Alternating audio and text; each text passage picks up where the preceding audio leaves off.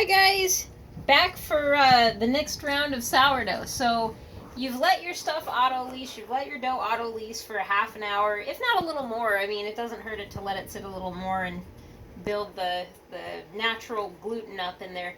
So you take your dough out of your bowl and you dump it down on a little bit of a floured surface. And I kind of pat mine out because when you incorporate the salt into it at this point, you gotta kind of spread it out and push it into it, or it gets these weird, sticky, funky salt pockets. So I do it that way, and I do it in kind of a two-step process. So it's really kind of gluey filling right now, and I keep my flour handy so I can kind of get my hands floured to just be able to handle it a little better. So at this point, this is a really good time to add things to your dough.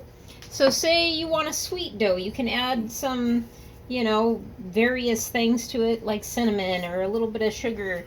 I like to make bread that we can use not only for savory things, but for, if I want a piece of toast to put jam on.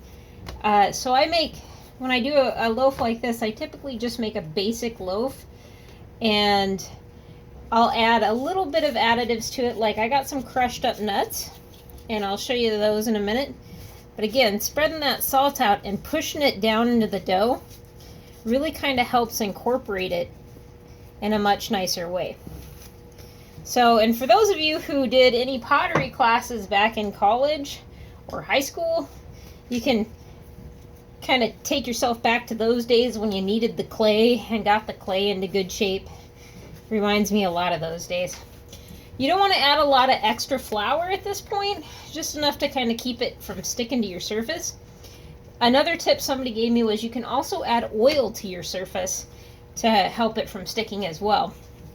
So just kind of keep kneading it and working with it, and get it you'll feel the difference as it kind of takes a better shape. It gets more malleable and just kind of, doughy, honestly. It's kind of doughy. So another way you can do your dough is kind of the slap and stretch. It's kind of a French way. I haven't perfected it yet. You can do one-handed, just play around with it. It's kind of fun. Dough's kind of like the adult version of Play-Doh.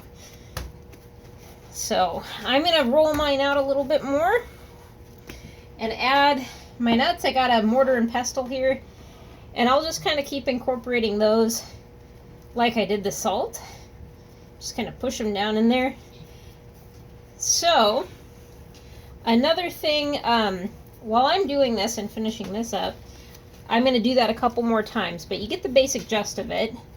And when you put it in the bowl, you kind of want to put it in as a nice round shape about like that. But one thing you got to remember when you do put it in the bowl is you want to add a little bit of olive oil. So I just reuse my bowl. I kind of rinse it out and scrape out anything that has stuck to it that might cause the new dough ball to stick in a bad way. So just kind of take it and you kind of just get all the edges. So I'm going to keep working this for a bit, but the basic gist of it is you're going to, again, get it into that shape, put it in there, and then you're going to cover it with a damp towel, or I have, again, these great little wax paper things. You can see kind of the stains. They do tend to stain, but you can get them from Trader Joe's. You can get them at a lot of places. This is the most recent one I got at Trader Joe's. It's a cotton cloth with wax on it. Totally reusable. This one I'm going to cut down to various sizes for jar lids and stuff. They're great. So you put this on, and then you put a towel over it, or put plastic wrap in a towel. Let it sit again for another half hour. So the key here at this stage is over the next 2 hours, you're going to knead that every half hour.